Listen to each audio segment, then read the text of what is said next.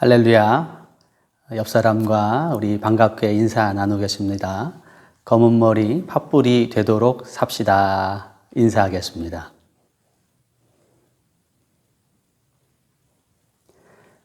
박진경 성도님, 요한 성도님, 여러분 아는 것처럼 얼마 전에 결혼식을 하셨어요. 결혼을 감사하고 또 기념하기 위해서 이렇게 특별 찬양을 또 신청하시고요. 또 은혜롭게 찬양해 주셨습니다. 이분들이 결혼 전에도 호흡이 잘 맞고 찬양을 좀 잘하는 걸로 알고 있었습니다만은 결혼하고 나서의 찬양은 훨씬 더 깊네요. 아주 은혜롭고 아주 감사합니다. 다시 한번 두 분의 찬양 감사하고요. 결혼을 축하를 드립니다. 검은 머리 팥불이 되도록 행복하게 사시기를 바랍니다. 우리 그런 뜻으로 우리 예배하고 있는 교인들하고 우리 화면을 보시면서 다시 한번 인사하시겠습니다. 검은 머리 팥불이 되도록 삽시다. 인사합니다. 오늘은 부르심과 택하심을 굳게 하라 라는 제목으로 말씀을 나누겠습니다. 그리스도인들은 지속적인 경건 생활을 통해서 영적인 성장을 필요로 합니다. 그것은 모든 그리스도인들은 그리스도인이 되는 순간 영적인 어린 아이로부터 출발하기 때문에 그렇습니다. 세상에 지식이 많고 지위가 높은 사람일지라도 그 사람이 그리스도인이 되었다라면 그는 영적인 유치원생과 동등합니다. 뿐만 아니고 그리스도인들은 항상 원수 마귀의 공격에 직면해 있어요. 완전하고 무흠했던 아담과 하와를 미혹하여 그들의 깨끗한 마음을 부패시켰던 그 유혹입니다. 무시무시한 유혹과 미혹이죠. 그 공격을 그리스도인들은 항상 직면해 있는 것입니다.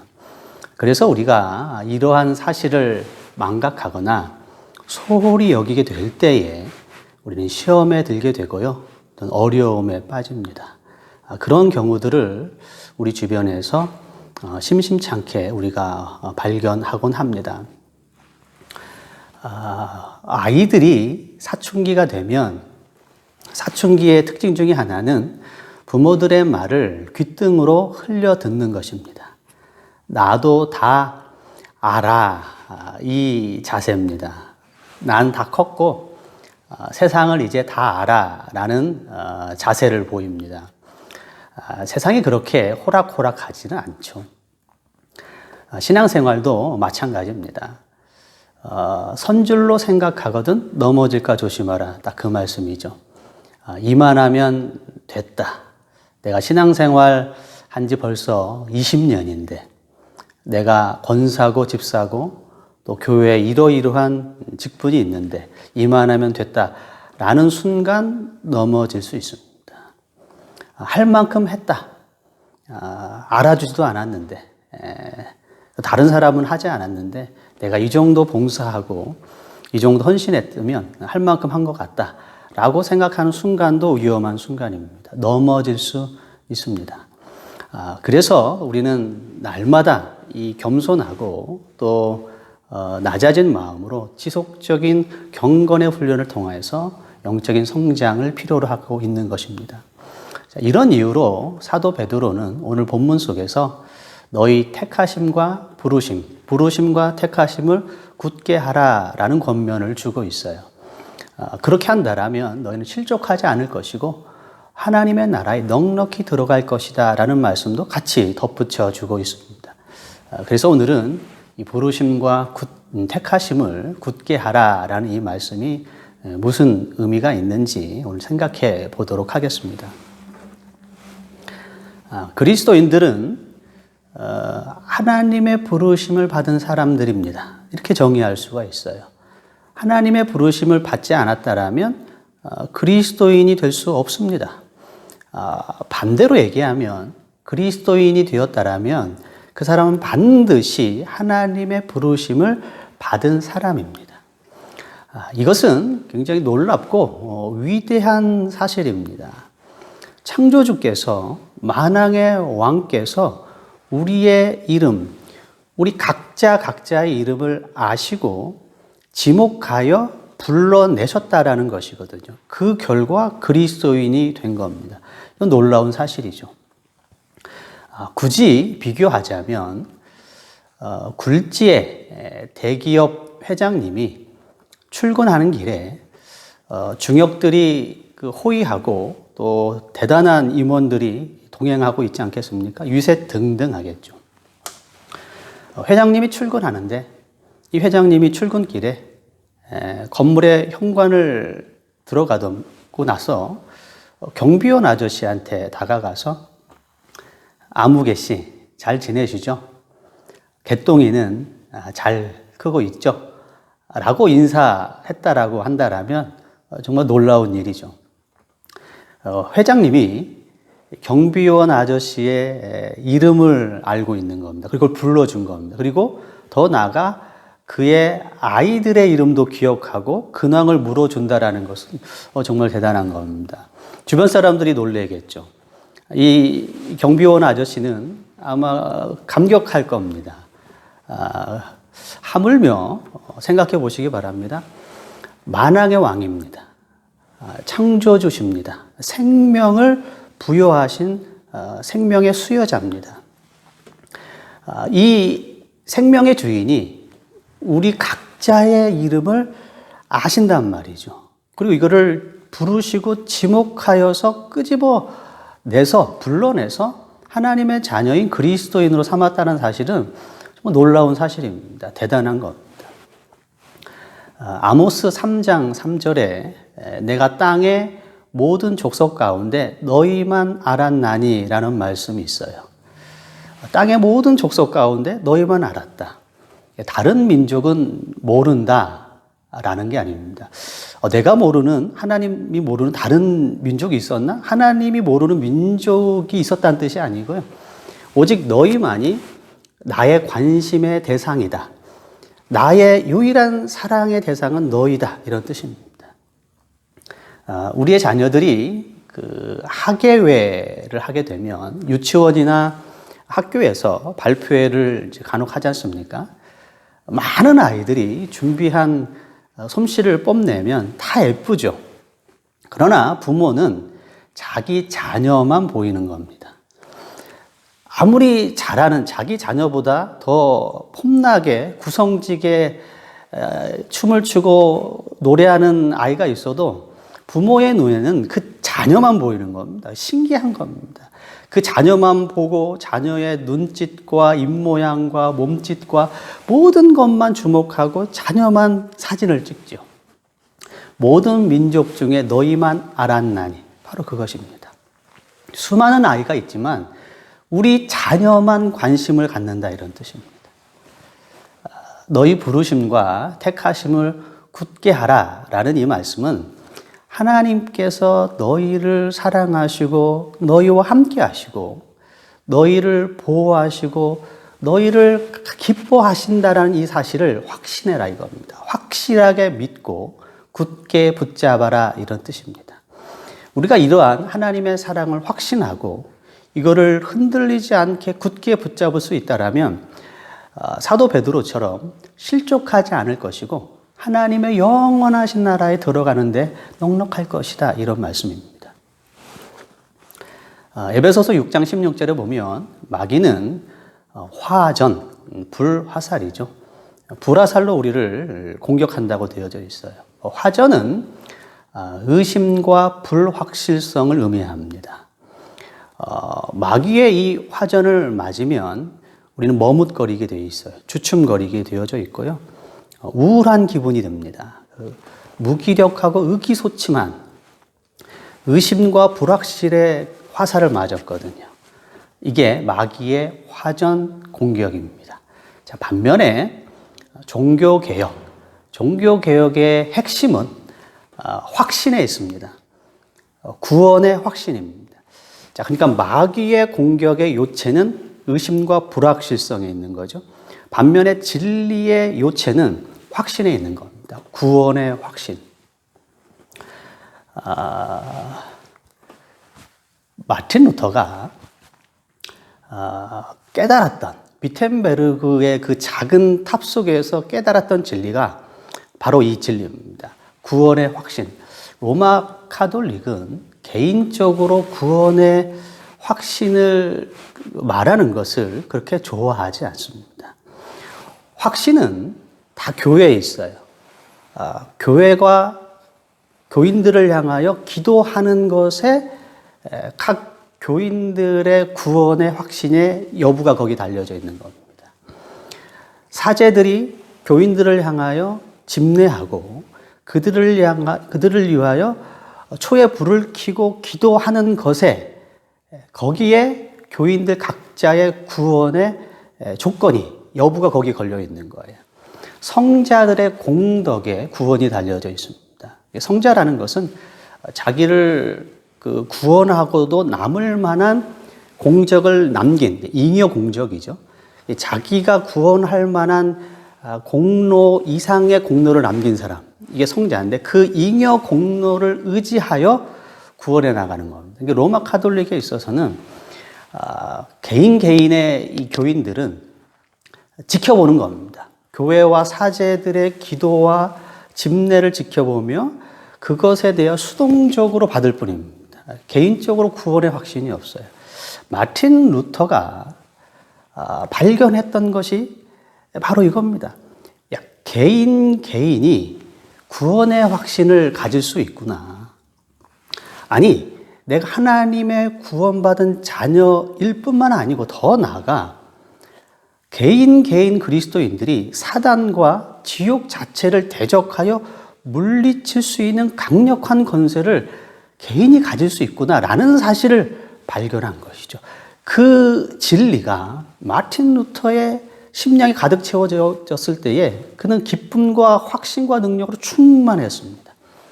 이것은 로마 카톨릭의 입장에서 봤을 때는 굉장히 위험천만한, 로마 카톨릭의 근간을 흔들 수 있는 진리였어요. 그래서 1521년 1월 교황 레오 10세로부터 루터는 출교를 당하는 겁니다. 그리고 그해 4월 독일의 황제 카를 5세가 보름스라는 지역에서 루터를 호출하여 루터의 사상을 심의하는 보름스 회의를 개최를 합니다. 206명이 참석을 해요.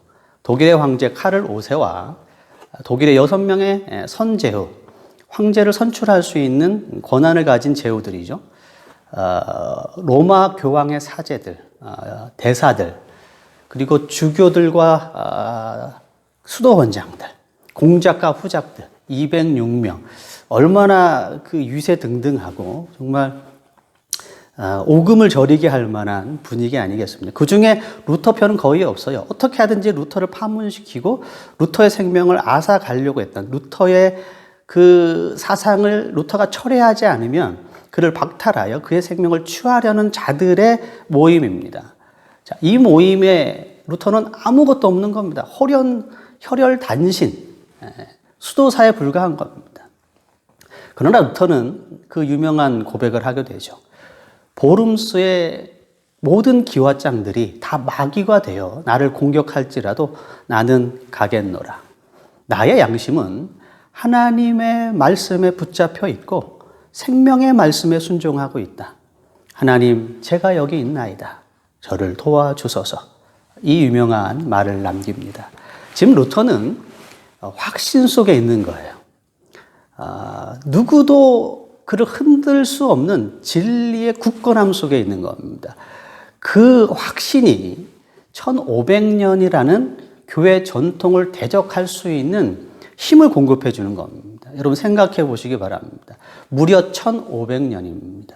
1500년 동안 교회가 아무 의의를 달지 않고 믿었던 사상들, 모든 믿었던 애법들, 이게 이제 법이 됐어요. 1500년 동안 이게 굳어질 대로 굳어져서 법이 된 겁니다. 그 이상의 것을 생각할 수 없는 시대입니다. 그러나 마틴 루터는 혼자, 수도사 혼자, 그 1500년이라는 교회 전통을 대적하는 겁니다. 무엇으로 대적하는 겁니까? 무엇이 그에게 힘을 준 겁니까? 이 확신이죠. 확신과 확실성. 이게 루터의 능력의 비결이 된 것입니다. 그리고 부르심과 택하심을 굳게 하라고 했을 때의 그 의미가 바로 이 확신과 확실성을 붙잡아라 이런 뜻입니다. 사랑하는 성도 여러분, 자, 여러분은 이러한 확신을 알고 계십니까? 이러한 확신을 누려본 적이 있습니까? 분명한 사실은 이런 확신이야말로 신앙의 구원의 확신, 이런 확신이야말로 복 있는 그리스도인들, 능력 있는 그리스도인들의 비결이라는 사실입니다. 감사한 것은 하나님께서 이러한 확신을 선물로 주셔서 이건 하나님의 선물입니다. 선물이란 얘기는 모든 그리스도인들이 누구나 가질 수 있다라는 뜻입니다. 여러분 개인이 다 가질 수 있어요. 지식이 많거나 특별한 지위에 있는 사람들만 누릴 수 있는 확신이 아닙니다. 모든 하나님의 부르심을 받은 사람들, 부르심과 택하심을 받은 모든 사람들은 이 선물을 다 누릴 수 있습니다. 그리고 이 확신이란 선물이야말로 기독교인들이 누릴 수 있는 최고의 행복이고 최고의 종교적인 체험입니다. 이거보다 높은 것은 없어요. 하나님에 대한 확신, 이것만큼 더 위대하고 신령한 체험은 없습니다. 사랑하는 성도 여러분, 바라기는 이러한 확신을 여러분들이 누리는 축복을 얻게 되기를 주의 이름으로 축원의 말씀을 드리겠습니다. 어떻게 하면 그러면 우리가 이런 위대한 하나님의 선물인 구원의 확신을 우리가 누릴 수가 있겠습니까? 어떻게 하면 얻을 수가 있겠습니까? 베드로 후서 1장 12절로 15절 말씀을 보시겠습니다.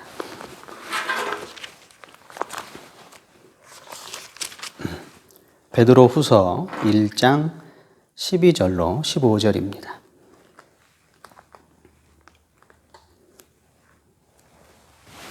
이 말씀을 읽기 전에 제가 퀴즈를 좀 내겠습니다. 무슨 퀴즈냐면, 자, 이 본문을 읽어가면서 가장 많이 등장하는 구절은 무엇일까요? 라는 퀴즈입니다. 사도 베드로가 중점 두어서 반복하여 언급하고 있는 구절이 있어요. 이게 무엇인지 퀴즈를 염두에 두시고 읽어보도록 하겠습니다. 베드로서 1장 12절로 15절 한 절씩. 그러므로 너희가 이것을 알고 이미 있는 진리에 서 있으나 내가 항상 너희에게 생각나게 하려 하노라.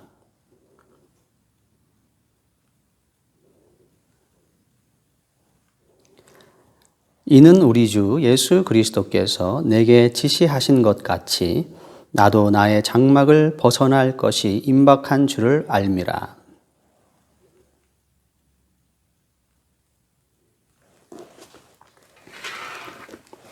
아멘. 정답을 아시는 분은 615 땡땡땡땡 저희 집 번호로 지금 전화를 주시면 맞추시는 분들에게 소정의 상품 증정하도록 하겠습니다. 물론 상품은 저희 아내가 책임져 줄 겁니다.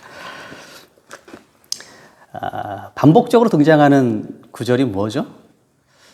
생각나게 하려 함이라 라는 구절입니다. 3번 등장합니다. 3번. 이 짧은 구절 속에 3번이나 사도 베드로는 생각나게 하려 함이라 라는 이 구절을 언급하고 있어요. 좀 설명을 좀 드려야 될 것 같습니다. 인간의 타락, 아담과 하와의 이 타락은 사람이 나무 열매를 먹었다라는 데에 그치지 않습니다.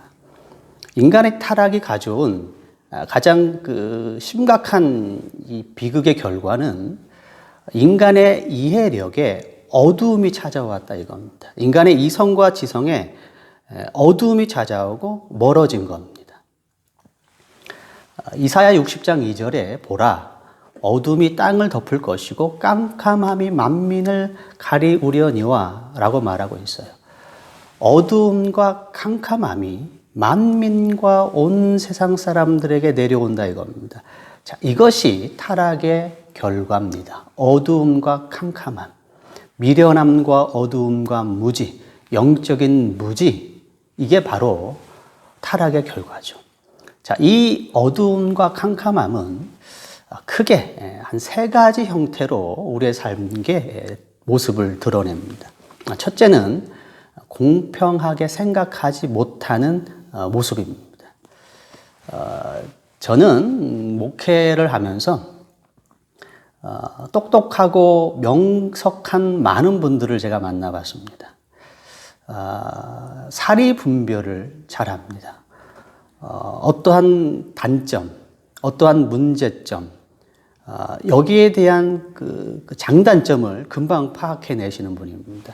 어떠한 갈등과 문제가 발생됐을 때에 무엇이 문제며 어떻게 해결해야 되는지에 대해서 매우 사리 분별이 빠르고 명석하게 이걸 분석해내시는 분들입니다.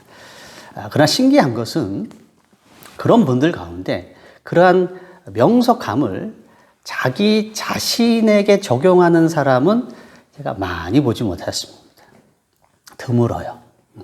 다른 사람들의 시시비비에 대해서는 명석한데 내 자신의 언행에 대해서 그런 동등한 정도의 객관성을 가지고 나를 판단하는 사람들 드물죠. 왜 그렇죠? 우리의 판단력에 어둠이 있는 겁니다. 좀 구체적으로 말하면 이기심과 욕심이 우리의 판단력을 흐리게 하고 있는 것이죠. 이게 타락의 결과입니다. 공평무사하게 판단하지 못하는 겁니다. 두 번째는 신령한 것을 생각하지 못하는 겁니다. 요즘은 유튜브가 많아요. 유튜브 방송, 저도 좋아하는 유튜브 방송이 있습니다. 그 중에 제가 즐겨 듣는 유튜브 방송 중에 진행자가 굉장히 시사적인 문제나 세상적인 돌아가는 문제에 아주 반짝인 통찰력을 보이는 제가 좋아하는 진행자입니다. 근데 이분이 이 방송 가운데 이런 얘기를 하셨어요. 한 번은 자기 딸이 교회 방학에 교회에 여름 수련회를 참석하고 싶다라고 얘기를 했답니다. 그때 이분이 자기의 딸에게 이런 얘기를 했어요. 방송 중에 이렇게 얘기하는 겁니다. 교회에 가서 수련회에 가서 남자를 사귀는 것은 오케이. 그러나 교회의 신앙의 목적으로 다니는 것은 안 돼. 왜 그러냐면 교회에서는 사람들의 자유로운 생각을 억압을 해. 정해진 틀과 대답과 해답이 있어서 인간의 자유로운 사고방식과 사고행위를 억압하는 거야. 이렇게 얘기를 하는 것을 제가 들었습니다. 이분이 아까 말씀드렸던 것처럼 매우 통찰력이 뛰어난 비범한 통찰력의 소유자입니다. 이걸 인정을 합니다. 그리고 교회 가서 남자친구를 사귀는 것은 좋은 거야 라고 말할 정도로 대범하죠. 자유로운 생각을 가지고 있습니다. 그럼에도 불구하고 진리의 측면에서 신령한 것에 대해서는 이해하지 못하는 겁니다. 세상의 지혜와 세상의 학문과 세상의 통찰력이 있다라고 해서 신앙과 말씀에도 그와 같은 것이 그대로 적용될 거라고 생각하면 안 됩니다. 세상과 신령한 세계는 전혀 다른 겁니다.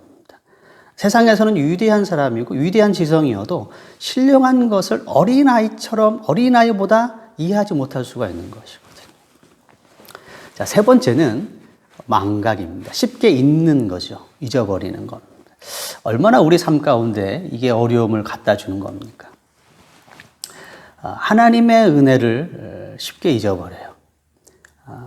전날 밤 그렇게 내 가슴을 뜨겁게 하고 내 삶에 충격을 줬던 그 감동도 다음날 밍숭밍숭해지죠. 잊어버리는 겁니다. 결단도 잊어버려요. 근데 다시는 눈물을 흘리며 가슴을 치며 다시는 두 번 다시 그 실수를 하지 않겠다라는 결단도 작심삼일이 되는 것이죠. 감사도 하나님 너무 감사합니다라고 마음으로 고백했는데 얼마 못 간단 말이죠. 왜 그렇죠? 망각, 이게 어둠의 요소입니다. 그래서 사도 베드로가 그의 교인들에게 이 진리를 상기시켜줄 필요를 느낀 겁니다. 그래서 생각나게 하려 한다 이렇게 말하는 겁니다. 자꾸 생각나게 해주는 겁니다. 자꾸 진리를 부각시켜 주시고 반복시켜 주는 겁니다. 저는 목회와 설교의 중요한 요소 중에 하나는 이 반복에 있다라고 믿어요. 반복해야 됩니다. 한 번 얘기하고 우리 교인들이 다 알겠지? 그렇지 않습니다. 우리 교인들, 그리스도인들 자체 문제가 있는 게 아니에요. 바로 제가 말씀드린 사람의 문제가 있는 게 아니고요. 우리에게는 이런 죄의 영향이 있습니다. 망각하는 경향이 있는 거예요.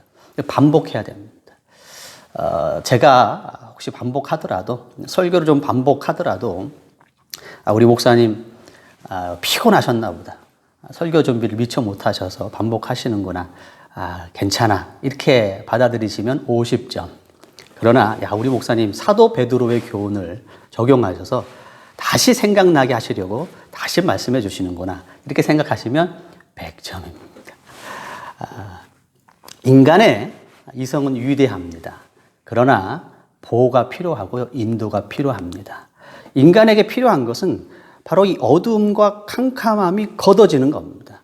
우리 눈에서, 우리의 심령에서 이게 걷어져서 우리의 영적인 이해력이 밝아지고 회복되는 거예요. 이게 우리에게 진정으로 필요한 겁니다. 그럴 때 하나님의 말씀을 이해하고요. 그 말씀을 마음에 새길 수 있고 이해하고 새기는 만큼 확신이 오게 되는 겁니다. 시편 119편 130절 말씀을 좀 보시겠습니다.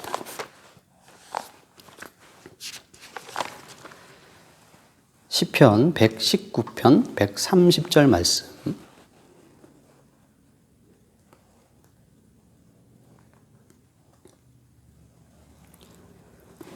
한 목소리로 읽겠습니다. 주의 말씀을 열면 빛이 비치어 우둔한 사람들을 깨닫게 하나이다. 아멘. 여기서 빛은 성령이고요. 우둔한 사람들은 영적인 이해력이 결핍된 어둠과 캄캄함 속에 있는 사람들입니다. 빛이 비치면 성령이 임하게 되면 영적인 이해력을 갖지 못했던 사람들에게 지혜와 총명, 신령한 것을 이해할 수 있는 이해력이 온다는 겁니다. 그래서 말씀을 깨닫게 되는 겁니다. 바로 이것이죠. 저는 마테오홀은 스위스 알프스에 이렇게 뿔처럼 생긴 마테오홀은 있지 않습니까? 남부 지역에 있는 두 번을 방문했습니다. 한 번은 날씨가 청명할 때 등산 열차를 타고 전망대에 올라와서 그 주변이 4,000m의 그 고봉들이 360도 파노라마를 형성합니다. 마테오론이 정중앙에 있죠. 말 그대로 장관입니다. 두 번째 방문했던 저는 구름이 좀 많이 꼈어요. 혹시나 하는 마음에 또 역시 전망대를 제가 올라갔는데요. 안 보여요. 구름이 짙게 껴가지고 여러분 마테오론이 안 보인다고 해서 그 봉우리가 없어진 건 아니죠. 저와 봉우리 사이에 짙은 구름이 껴서 안 보일 뿐입니다. 그 상황 속에서는 제가 만안경을 사용하거나 제 눈의 시력을 높이거나 별별 수단을 한다고 해서 아무 소용이 없는 거예요. 오직 하나의 방법은 이 구름이 걷히는 것이죠. 바로 여기 있는 겁니다. 인간의 심령 속에 있는, 인간의 마음 깊은 곳에 있는 이기심, 욕심, 어두움과 이 캄캄함의 이 장막이 거쳐지지 않고서는 하나님을 볼 수가 없는 겁니다. 진리를 대면할 수가 없게 되는 것입니다. 이 어둠을 걷어내는 것, 이 진한 이 구름을 걷어내는 것은 오직 한 가지예요. 하나님의 은총이며 성령의 역사입니다. 하나님이 우리를 불쌍히 여겨주셔서 당신의 넘치는 은혜로 성령을 보내주실 때에 이 어두움의 구름이 걷히게 되어져서 명확하게 볼 수 있게 되는 것입니다. 성령이 그 일을 하시는 겁니다. 빛이 비치면, 주의 말씀을 열어 빛이 비치면 성령이 임하면 우둔한 사람들이 깨닫게 되는 것입니다. 이 성령의 역사죠. 성령의 역사. 성령이 임하면 우리 안에 있는 어둠이 거쳐지고요. 우리 눈을 열어, 영안을 열어 신령한 것을 보게 하시는 겁니다. 하나님이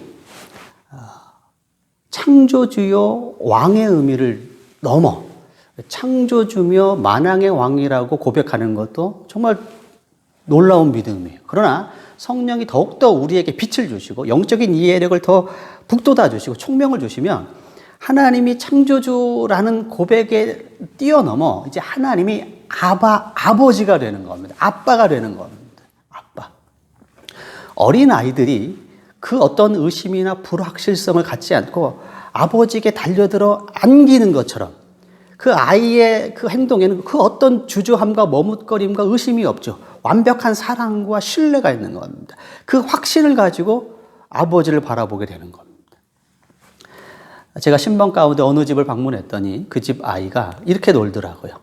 아빠, 날 받아 하면서 아빠가 뒤를 돌아보기도 전에 소파에서 점프하는 거예요, 아빠한테. 아빠가 놀래가지고 안아주죠. 뭘 믿고 뛰는 겁니까? 소파에서. 그거 잘못하면 저한테는 안 뛰어요. 목사님 이 얘기는 안 해요. 아빠죠. 100% 신뢰를 하는 겁니다. 우리 아빠는 내가 어떤 상황 속에서 뛰어도 점프해도 나를 붙잡아 줄 거야, 안아줄 거야, 난 다치지 않을 거야 라는 100% 완전한 사랑과 신뢰 속에 있는 겁니다. 이거죠. 아버지. 예수님을 유대인들이, 바리새인들이 싫어했던 이유가 이거 아닙니까?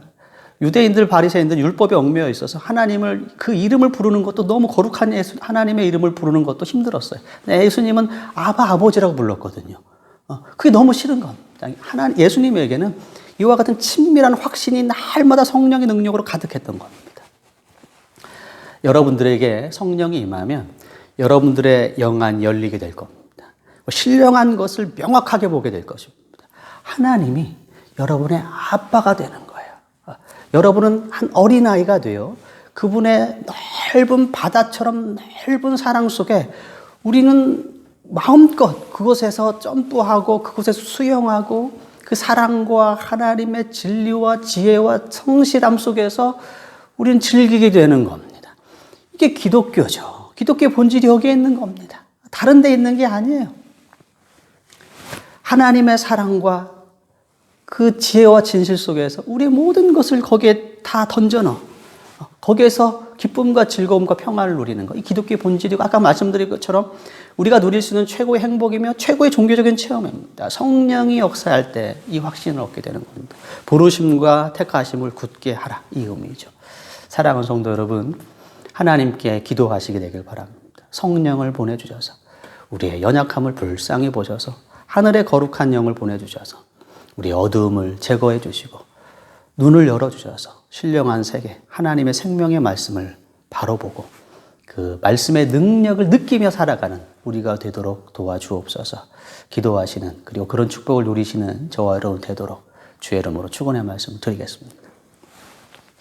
이 시간 짧게 기도할 텐데요. 합심하여 기도하겠습니다. 주님, 성령을 부어주옵소서. 내 안에 어둠을 다 몰아내 주시고 하나님을 아버지라 부르게 하시고 하나님을 마음껏 즐길 수 있도록 그 사랑과 그 능력을 즐길 수 있도록 축복하여 주옵소서. 한 목소리로 같이 기도합니다. 좋으신 아버지 하나님, 우리를 사랑하시되 당신의 독생자 예수 그리스도를 십자가에 못 박혀 죽게 하심으로 우리를 사랑하시고 하나님의 자녀 삼아주신 것 감사합니다. 그 사랑에는, 그 십자가의 희생 속에는 내가 너희를 보아처럼 버려두지 않고 성령을 보내주시겠다는 약속도 포함되어져 있습니다. 그리고 성령이 오시면 우리는 아버지라 부르게 될 것입니다.